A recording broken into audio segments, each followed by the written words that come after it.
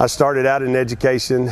I got out of education and started watching a show called Cops, kicking indoors, and I walked over one day and changed my major to criminal justice, and I told her about 2 months later, and it's kind of surprising, but I ended up graduating from Northeastern after we transferred, and with a criminal justice and history degree, and my wife got accepted to pharmacy school at Weatherford.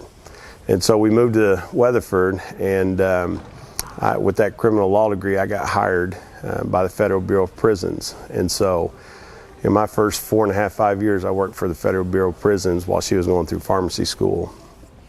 And, I always tell the kids when we cover the Oklahoma City bombing, I sat on McVeigh and Nichols that blew up the Oklahoma City building. And so, I got to see a lot while I worked in there. My wife got out of pharmacy school, and I joked with my grandmother. I said, Grandma, I'm in prison and Jennifer's now a drug dealer. And, but she was like, oh, you poor kids. But, but the prison system, the one thing that taught me is structure has to be in place. At that place, if you didn't follow the rules, people died. And so that's one of the things I still carry to this day is structures, policy, and rules.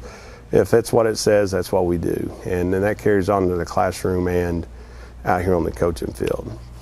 But after Jennifer got out of pharmacy school, we transferred to Memphis, and she ended up getting pregnant out there, and we had Colton. He's our oldest one right now, and we decided it was time to move back to Spiro in 1999. When we moved back to Spiro, Coach Bunch came up to me. It's the head football coach there now. And he said, hey, why don't you go get your teaching certificate? And so I said, hey, all right. So I went and got it, and they hired me that year, and that's kind of history. We moved back to Spiro. I started coaching where I graduated from, and we ended up having 2 boys, Colton and Connor, and it's been a good time. I've enjoyed it.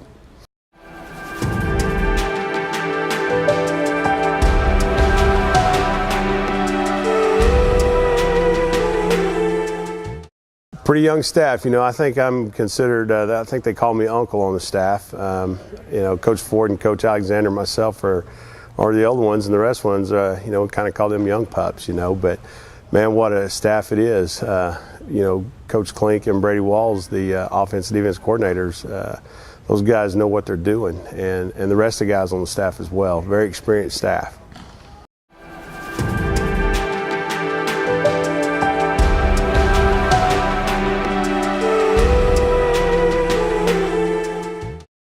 When I first started coaching, I was, considered, kind of an idiot by some, those coaches that scream and holler all the time. But, the older I get, the more I kind of sit back and watch things and try to make that adjustment. And these guys here, man, they're great coaches. They're nothing like I used to be, but they get after it and, just kind of reminding things, hey, we're here at high school, and let's get after them, have fun.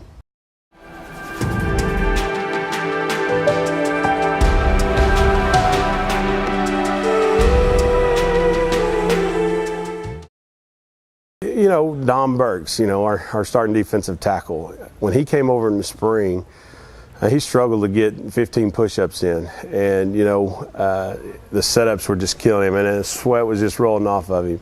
And that was kind of the way I was as a young guy. I was kind of bigger than most, but I could play, but I really didn't understand the game. But the more Dom has stayed in this thing and worked at it, you could see a big difference in him. And that's kind of the same way I think it was when I was playing. I didn't really understand a lot, and it was hard at first, but then the more we got in, the more we stayed hooked up and working, the easier it got for us, for me as we got older.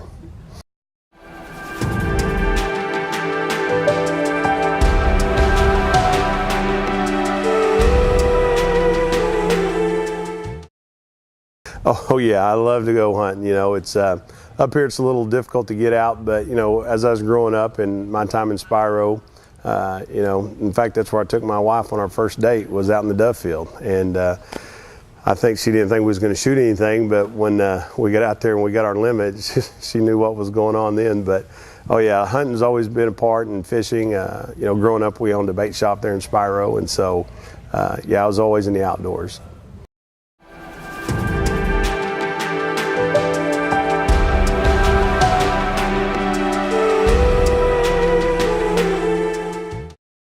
Well, when when I was in high school, it wasn't very tough because I'd leave practice. I wasn't coaching then. I didn't have to stay back and make sure everything was cleaned up and all that. I just, and you could also, back then, you could have your gun hanging in the back window of your truck in 1986. And so we all had our guns in our truck, and as soon as practice was over with, it wasn't but about 2 minutes to the bottoms where we was at to go dove hunting.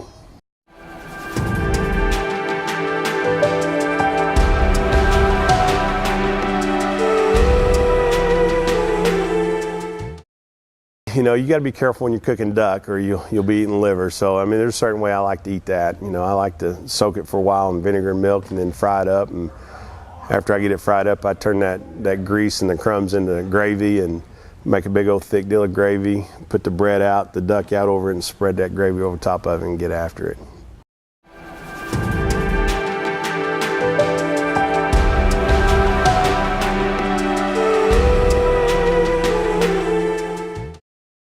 No, I may take a couple of them snipe hunting one day, though.